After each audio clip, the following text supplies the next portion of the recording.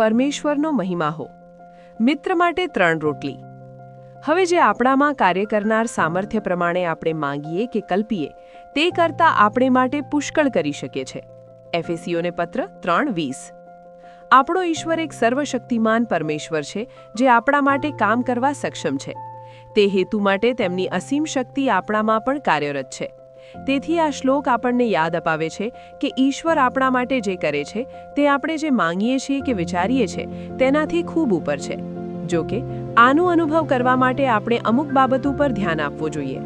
આપણે ફક્ત એક જ વસ્તુ માંગવાનો અને ફક્ત તે જ વસ્તુની ઈચ્છા રાખવાનો અભિગમ રાખવો જોઈએ. જ્યારે પ્રભુ આ વિશે બોલે છે તે કહે છે કે ઘણી બધી બાબતો વિશે ચિંતા કરવાને બદલે ફક્ત એક જ વસ્તુ જરૂરી છે. રાજા સુલેમાન પણ ઈશ્વરને ખુશ કરતા હતા કારણ કે તેમણે તેમના જીવનમાં ફક્ત એક જ વસ્તુ માંગી હતી જે ઈશ્વરને તેમને જે પદ પર મૂક્યા હતા તેના માટે યોગ્ય હતી. વધુમાં ઈશ્વરે તેણે જે માંગ્યું તે ઉપરાંત બીજી ઘણી બધી વસ્તુઓ આપી. આપણા આધ્યાત્મિક જીવનમાં આપણે જે એક વસ્તુ વિશે વિચારવું જોઈએ, ઈચ્છવું જોઈએ, પ્રાર્થના કરવી જોઈએ અને પ્રાપ્ત કરવું જોઈએ તે છે ઉચ્ચ બોલાવાના ઇનામ મેળવવા માટે લક્ષ્ય તરફ અડગ દોડવું. તેથી આપણે ફક્ત ઈશ્વરના ઉચ્ચ બોલાવાના ઇનામ માટે જ ઈશ્વરની હાજરીમાં પ્રાર્થના કરીએ. ઈસુના બીજા આગમન સમયે જેથી આપણે તેમની સાથે તે જગ્યાએ હોઈએ જ્યાં તે છે, જેથી આપણે તેમની પાસે પહોંચી શકીએ. આપણી પ્રાર્થનાનો વિષય ફક્ત આ જ રહેવા દો. જો આપણે આ એક ઈચ્છા સાથે ઈશ્વરને પોકારીએ તો ઈશ્વર ચોક્કસપણે આપણને તે શાશ્વત મુક્તિ આપશે. દાઉદની પણ આ જ વિનંતી અને ઈચ્છા હતી. યહોવાના સૌંદર્યને જોવાની, તેમના મંદિરમાં પૂછપરછ કરવાની અને યહોવાના ઘરમાં રહેવાની. જ્યારે આપણે આ એક બાબતનું ધ્યાનથી અવલોકન કરીએ છીએ ત્યારે આપણે જોઈએ છીએ કે દાઉદ તેની પ્રાર્થનામાં 3 રીતે ભિન્નતા કરીને તેને વ્યક્ત કરે છે.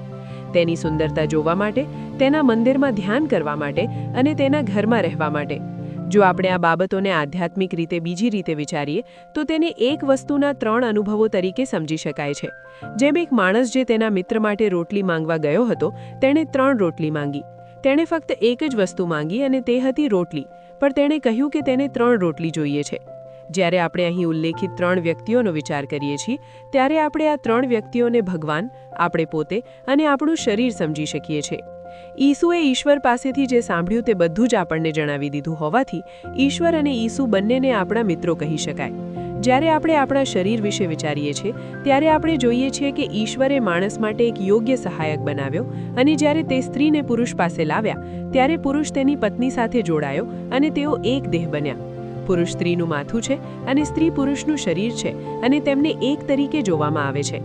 તેથી આપણા માટે યોગ્ય સહાયક બનવા માટે આપણું શરીર એ મિત્ર છે જે ઈશ્વરે આપણને આ પૃથ્વી પર રહેવા માટે આપ્યો છે. જ્યારે એવું કહેવામાં આવે છે કે સ્ત્રી પુરુષનો મહિમા છે તે દેહ તરફ નિર્દેશ કરે છે જેને ઈશ્વર પોતાની કાર્યકારી શક્તિ દ્વારા રૂપાંતરિત અને મહિમાવન બનાવશે. જો કે દૈવી હુકમ મુજબ આપણે માથું હોવું જોઈએ અને શરીર નીચે જોવું જોઈએ.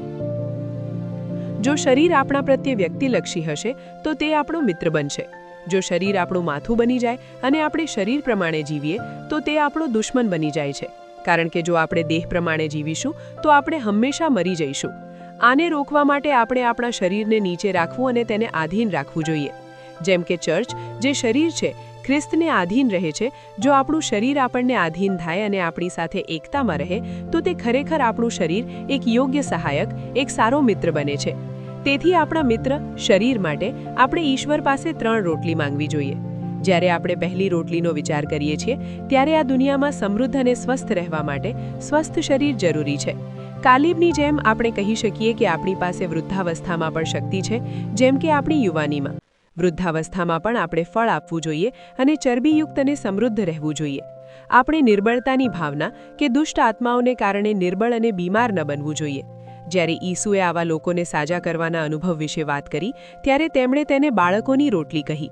તેથી આપણે ઈશ્વરના બાળકો છીએ. આપણે આપણા શરીર માટે ઈશ્વર પાસે આ રોટલી માંગવી જોઈએ.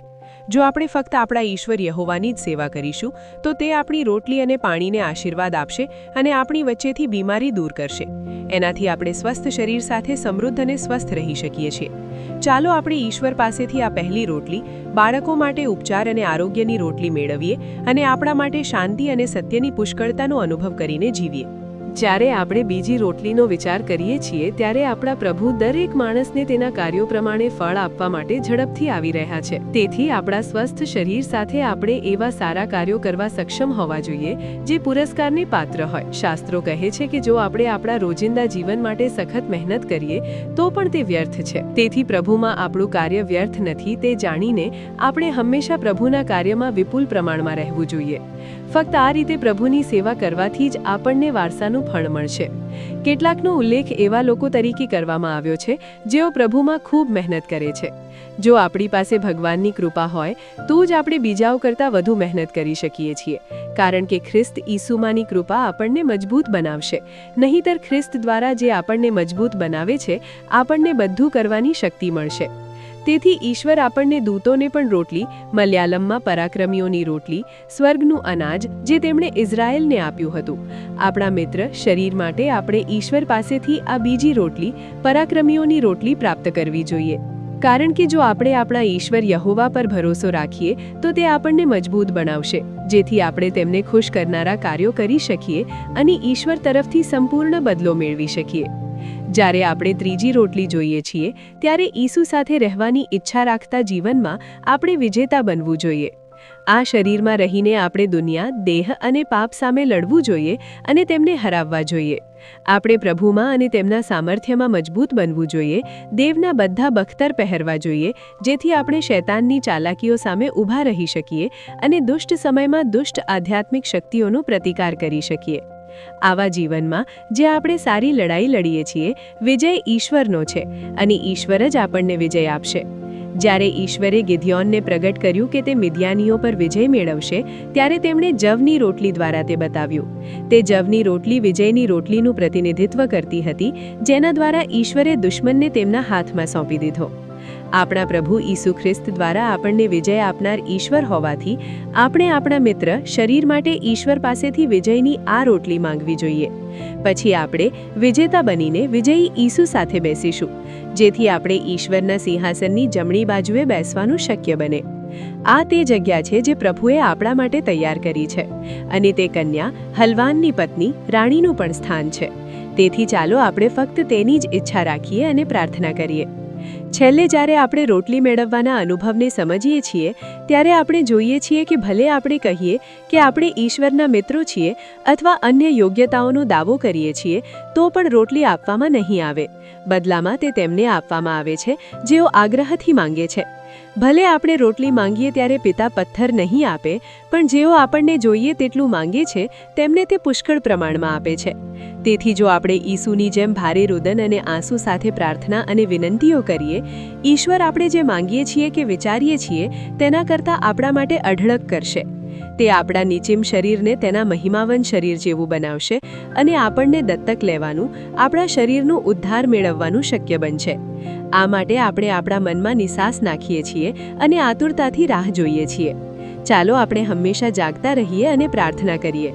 આપણા દેવ યહોવા આપણને આમ કરવામાં મદદ કરે.